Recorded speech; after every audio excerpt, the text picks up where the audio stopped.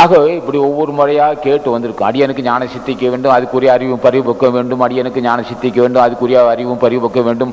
முன் வைத்த கடை பின்ன வைக்காதிருக்க வேண்டும். முன் செய்த பாவங்கள் எனக்கு தடை வந்தாலும் அது நீ தான் அருள் செய்யணும்னு கேட்போம். இப்படி எல்லாம் கேட்டு தான் நாங்கள் வந்திருக்கிறோம். அதுபடி ஒவ்வொரு ஞானிகளும் அப்படி தான் வந்திருப்பாங்க. அப்போ என்ன செய்ய வேண்டும்? ஞானிகளை வணங்கினாலே நல்ல வழி தோன்றும், ஞானிகளை வணங்கினாலே நல்ல மார்க்கம் உணர்த்தப்படும் சொல்லுவான். இப்போ அவர் அழகு கடுவழி சித்தரோட நல்ல வழி தன்னை நாடுனார். இப்போ நல்ல வழி எது என்பதா இதுதான். பிற உயிருக்கு தீங்கை செய்யாத வாழ்வு. நம்ம பாவம் என்ன செய்யும்? பிறருக்கு தீமை செய்து பிற உயிர்களுக்கு துன்பை செய்து அதில் மகிழ்ச்சி அடைதல், அது பாவத்தின் சின்னம். அப்போ நல்ல வழி எதுனா பிற உயிருக்கு தீங்கு செய்த அறிவு. அந்த அறிவு இல்லாமல் முடியாது. அந்த அறிவு ஆசான் தர வேண்டும். அப்போ நல்ல வழி தன்னை நாடுன்னார். இப்போ நல்ல வழி நாடாமல் இப்போ நல்ல வழி ஏன் நாட வேணும்னா, நோய் வரும் அல்லவா, கடைசி அந்திய காலத்தில் கைகால் இழுத்துக்கும் இல்லையா? அப்போ நல்ல வழி எது? நான் பிற சொத்தை, நியாயமான சொத்தை, நமக்கு நியாயமான சொத்தை மட்டும் விரும்புதல், பிற சொத்தை அபகரியாது இருத்தல், அதான் நல்ல வழி. அப்போ நல்ல வழி அதுதான். பிறருக்கு இடையூறு தெரியாது, பிறருக்கு சொத்தை அபகரித்தல், பிற சொத்தை விரும்புதல். அப்போ என்ன செய்யணும்? கடவுளை கேட்க வேண்டும். நான் பிற சொத்தை விரும்பாது இருக்க வேண்டும், அது மூலம் நான் பாவியாகாது இருக்க வேண்டும், நான் அது போன்ற ஒரு கொடியை என்ன எனக்கு வரக்கூடாது அப்படி என்று கேட்டால் அது நல்ல வழி. எப்படியும் பொருள் சேர்க்க வேண்டும் நினைத்தால் நிச்சயம் வினை சூழதான் செய்யும். அது இப்போ தெரியாது. நல்ல முன் செய்து நல்வினை இருக்கும்போது நம்மளை பேசாது இருக்கும். முன் செய்த நல்வினை இருந்தால் உடல் ஆரோக்கியம் இருக்கும். அந்த நல்வினை இருக்கும் வரையில் கவனம் பேசாமல் இருக்கும். நல்வினை தீர்ந்தால் முன் செய்த இந்த பாவங்கள் என்ன செய்யும்? சூழ்ந்து கொள்ளும். அப்போ என்ன செய்கிறான்? அந்த பாவம் செய்ய செய்ய ஆரம்பத்தை யாருக்குமே தெரியாது. நம்ம அடாது செய்தவனுக்கு நல்லபடியே இருப்பான். அந்திய காலத்தில் வாட்டும் 5 வருஷம் 4 வருஷம் 5 வருஷம் கைகால் எல்லாம் கைகால் வராமல் கிடப்பான். கிட்ட நெருங்க முடியாத அளவுக்கு நாரும். அதை நாற்றம் வராமல் இருப்பதற்கு நம்ம என்ன செய்ய? நல்ல வழி தன்னை நாடணும். இப்போ கேட்கணும், நான் உடம்பு திடமாக இருக்கிறேன், இளமையோடு இருக்கிறேன், ஆழ்ந்து சிந்திக்கூடிய அறிவு இருக்கு, நல்ல சுற்றுப்புற சூழ்நிலை இருக்கு, இப்போதே உன் திருவடியை பற்றி பூஜை செய்யணும்னு கேட்கணும். பிறகு நோயும் பிரச்சனையும் வறுமையும் வரும்போது உன்னால் ஒன்று செய்ய முடியாது. அப்போ நாம் என்ன சொல்ல? ஆரம்ப காலத்தில் இப்போவே கேட்டுக்க, திடம் இருக்கும்போதே, இளமை இருக்கும்போதே, சுற்றுப்புற சூழ்நிலை நல்லபடி இருக்கும்போதே, செல்வம் இருக்கும்போதே தொடர்ந்து ஆசானை கேட்டு இது அடியன் சிறந்த முறையை பின்பற்ற, சிறந்த கொள்கை கடைப்பிடிக்க வேண்டும், நீ பிற்காலத்தில் நான் சிந்திக்க முடியாதுன்னு சொல்லி இப்படியே கேட்டுக்குவோம். ஆரம்ப காலத்தை சொல்லி தர வேண்டும். இப்படியெல்லாம் கேட்கணும். அடியனுக்கு செல்வம் பெருக வேண்டும், அது பிறர் மனம் புண்பட்டு வரக்கூடாது, செல்வத்தை பெருக்கணும், செல்வம் நிறைய பெருகணும், அது வஞ்சனை இல்லாது சேர வேண்டும், பொய் சொல்லாது சேர வேண்டும் என்று கேட்க வேண்டும். அப்போ செல்வத்தை வேணும்னு கேட்கணும், அது முறை தவறி வரக்கூடாது. நிச்சயம் முறை தவறி வரப்பட்ட செல்வங்கள் நிச்சயம் நம்மளை வஞ்சிக்கத்தான் செய்யும். அதில் தப்பவே முடியாது. அப்போ ஆசானி கேட்குறோம், பிறரை வஞ்சித்து அடியன் பொருள் சேர்க்கக்கூடாது, அதுக்கு நீதான் அருள் செய்யன்னு கேட்கணும். அப்போ இப்படியெல்லாம் கேட்டால் தான் நடக்க. இல்லை என்ன செய்வான்? பொருள் இருந்தால் எதையும் செய்யலாம் நினச்சிருப்பான். பொருள் இருந்தால் எதையும் சாதிக்க நினைக்காதே, நிச்சயம் ஒன்று ஏமாந்து போவேன். உனக்கு தெரியும் இப்போது இளமை இருக்குது, துடிப்பு இருக்கு என்று நினைக்கி ஏமாந்து போவேன். பிறகு வச்சு நசுக்குனான்னா உன்னால் தலை தூக்க முடியாது, கிட்ட நெருங்க முடியாத நாரி போகும் உடம்பு, கைகள் இழுத்துக்கும். இப்படி அச்சுறுத்துவது நல்லதுன்னு நினைக்கிறேன். இதான் நல்ல வழிதனை. அப்போ நல்ல வழிதனை நாடு. சரி, ஆசானி கேட்குறான், எனக்கு நல்லது தீமை தெரியலையே ஐயா, எது நல்லது எது கெட்டதுன்னு தெரியற அளவுக்கு எனக்கு எதே பருவப்பக்குவம். அந்த பக்குவமே எனக்கு இல்லாத பாவி. நான் பக்குவம் இல்லாத பாவிக்கிட்ட நான் என்ன செய்வேன்? நீ தான் எனக்கு அருள் செய்யணும். அப்பா நல்ல மகன்டா, இப்படி ஒரு வார்த்தை என்னை கேட்டில்லவா? எனக்கு எது நல்லது எது கெட்டதுன்னு தெரியலையா? நான் என் செயல்பட்டுக்கிட்டே இருந்துக்கிட்டு இருக்கிறேன். எனக்கு நியாயம்னு படுது. எனக்கு நியாயம் படுவது அது அறியாமையாக இருக்கலாம்லவா? நீ எனக்கு உணர்த்த வேண்டும். இது ஒரு வேண்டுகோள். அப்போ எது நல்லது கெட்டதுன்னு நீ உணர்த்தினால்தான் தெரியும், இல்லைன்னா தெரியாது. முன் செய்த பாவியை அந்த பாவிக்கு தெரியவில்லை, நான் என்ன பாவம் செய்தவனு தெரியவில்லை, புரியவில்லை எனக்கு, நீ எனக்கு உணர்த்த வேணும்னு கேட்கணும். மனிதன் கடத்துவதற்குரிய மார்க்கம் இப்போ பேசிட்டு இருக்கோம் நாம். அப்போ நல்ல வழிதனை நாடு. ஏன்? கடைசி வரையிலும் நல்ல வழி 2 வகை உண்டு. ஒன்று இல்லறத்தை செம்மையாக நடத்தலாம், நோய் நொடி இல்லாது இல்லறத்தை நீடி ஆயுள் பெற்று நல்ல பிள்ளைகளுக்கு கல்வி, நல்ல பிள்ளைகளுக்கு உத்தியோகம், நல்ல திருமணம், அமைதியான வாழ்க்கை, நல்ல சுற்றுப்புற சூழ்நிலை, நல்ல நட்பு, இதெல்லாம் இது ஒரு வழி. கடைசி வரலும் 90 வயது வரலும் தடை இல்லாமல், நோய் இல்லாமல், அல்லல் இல்லாமல், வறுமை இல்லாமல் நல்ல சுற்றுப்புறத்தோடு இருந்து வாழ்வது நல்ல வழிதாயா. இதோடு ஒரு வழி உண்டு. இதில் இருந்து கொண்டே இருக்க வேண்டும். இது இல்லறத்தில் இருக்க வேண்டும். புரிந்து கொள்ள வேண்டும். இந்த உலகம் அழியக்கூடியது. நம்ம காணுகின்ற உலகம் அழியக்கூடியது. மனைவி, மக்கள், சுற்றம், நம்ம சேகரித்த பொருள் எல்லாம் அழியக்கூடியது. அழியாத ஒன்று இருக்கு. அதை விரும்ப வேண்டும். அதை நாடி செல்ல வேண்டும். அது மற்றொரு வழி. இது இருந்து கொண்டே போவான். விஷயம் தெரிந்தவன், அறிவுள்ளவன் இதில் இருந்து கொண்டே நல்ல வழியை நாட வேண்டும். அது முடிவு முற்றிலும், முடிவு மரணமில்லா பெறுவாள். இனி பெறவாத தன்மை அடைவதற்கு ஒரு மார்க்கம். இந்த வழி இல்லாமல் அந்த வழி போக முடியாது. அப்ப அந்த மார்க்கம் அடையணும் என்றால் செம்மையாக இல்லை நடத்த வேண்டும், இனிமையாக நடந்து கொள்ள வேண்டும், புலால் உண்ணாது இருக்க வேண்டும், எவ்வுயிருக்கு இடையூறு செய்யாது இருக்க வேண்டும், வஞ்சனை இல்லாது வாழ வேண்டும். அதற்கு பிறகு உருகி தியானம் செய்ய வேண்டும். செய்து ஆசான் ஆசியை பெற்று கொண்டு அடியன் மரணமில்லா பெருவாழ் பெறவன் கேட்கணும். அதுதான் நல்ல வழி. இந்த வழியின் இந்த படி இதில் போய் தான் அதில் போக முடியும். இல்லை என்றால் இது இல்லாமல் முடியாது. எந்த காரணத்தை மட்டும் தான தர்மம் செய்யாவிட்டால் முடியாது.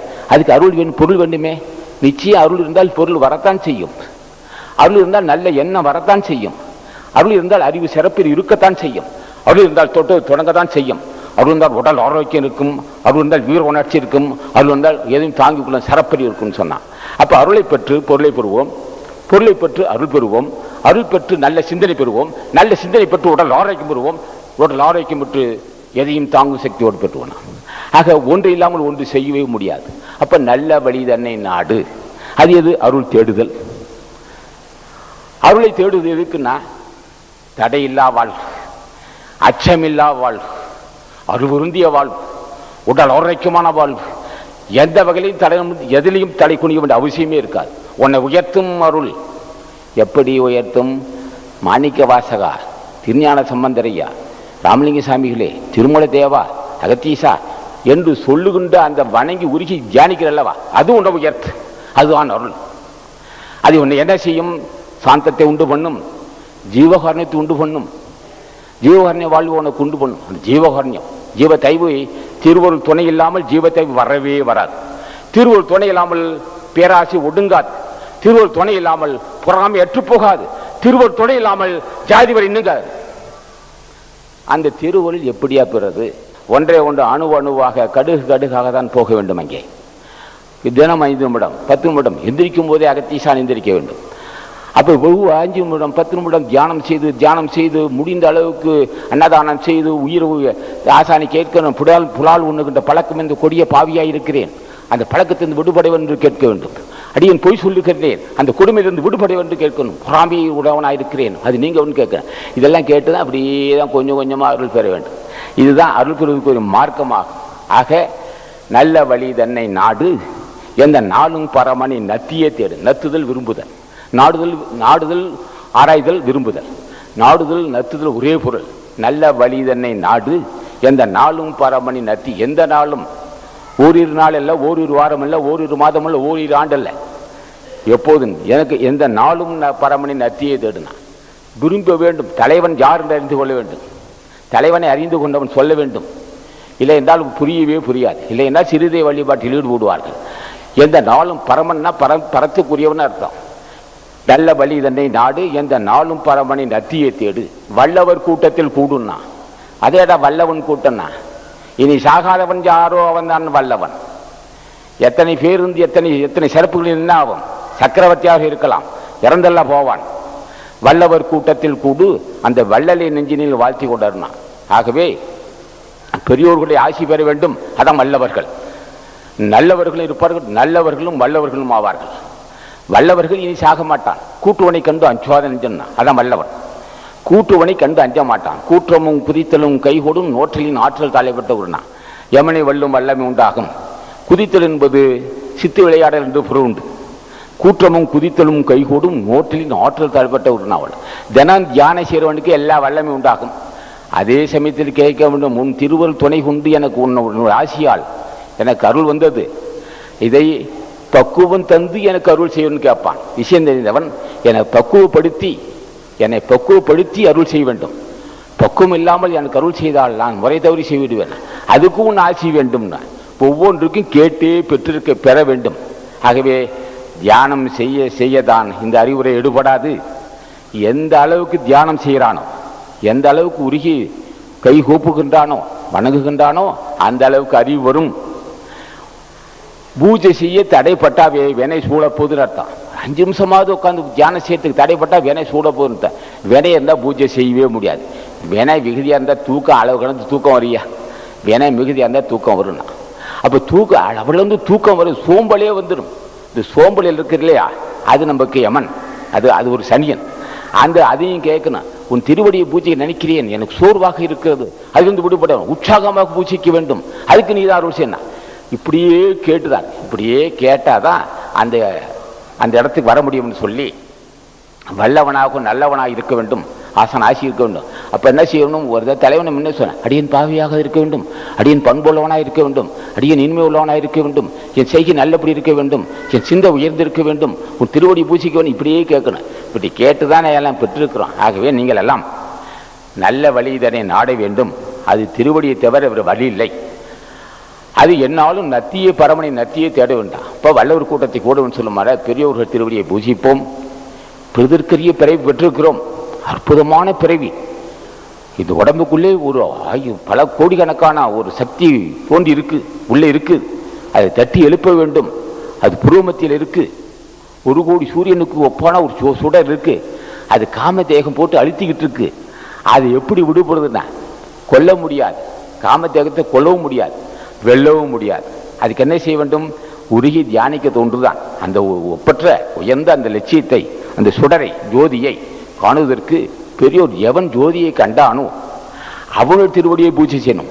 உற்று நின்றாரும் வர்த்தக ஜோதியை சித்தர்கள் என்றும் தெரிந்தறிவாரேனா. பொருந்தி நிற்கக்கூடியது, நம்ம உடம்புக்குள்ளவே பொருந்தி இருக்கக்கூடிய ஒரு ஜோதி. அது காமதேகத்தை, காமதேகம் அது அழுத்திக்கிட்டு இருக்கு. அதை உற்று நின்றாரும் அத்தகு ஜோதியை சித்தர்கள் என்றும் தெரிந்தறிவார்களே. சித்தர் என்பது யார் தெரியுமா? நூலை தொட்டாவே, ஞானிகள் தொட்டாவே சித்தன் தான். சித்தர்கள் என்றும் தெரிந்தறிவார்களே. பத்திமே யாழை பணிந்தடியார் சொல்ல முத்தி கொடுத்தவர் முன்பு இருந்தார். இப்போ முத்தி கொடுப்பவன் யாருன்னு கேட்டான், எவனெல்லாம் உள்ளே ஜோதியை கண்டானோ, எவனெல்லாம் உள்ளே சூட்சும தேகத்தை கண்டானோ, எவனெல்லாம் உள்ளே உண்மையை கண்டானோ, எவனெல்லாம் உண்மை பொருளை உள்ளே கண்டானோ, அவனை இருவடி பூஜை செய்யாமல் நம்மளுக்கு முத்தி வராதுன்னு சொன்னான். ஆகவே பூஜை செய்வோம். இந்த அற்புத பிறவியை, இந்த பெருதற்குரிய மாண்டு பிறவியை ஏற்றுக்கொள்வோம். ஜென்மத்தை கடைத்தேற்றிக் கொள்வோம் என்று உங்கள் திருவடியை வணங்கி கேட்டுக்கொள்கிறேன். நான் இதோ போதிய கல்வி இல்லாதவன். என்னுடைய கருத்துக்களில் சில குறைகள் இருக்கத்தான் செய்யும். அதை கற்று உணர்ந்த பெரியவர்கள் பொறுத்துக் கொள்ள வேண்டும் என்று உங்கள் திருவடியை வணங்கி, இதே சமயம் இன்று நம்ம ஓங்கார்குடியில் நடைபெறுகின்ற அன்னதானம் உணவெல்லாம் ஆசா ஞானபண்டிதனால் பார்க்கப்பட்ட உணவாகும், பிரசாதம். அதை நீங்கள் சாப்பிட்டு நீடிய ஆயுளும் குறைவில்லா சிறுவம் பெற்றுவிட வேண்டும் என்று கேட்டுக்கொண்டு முடிக்கிறேன். வணக்கம்.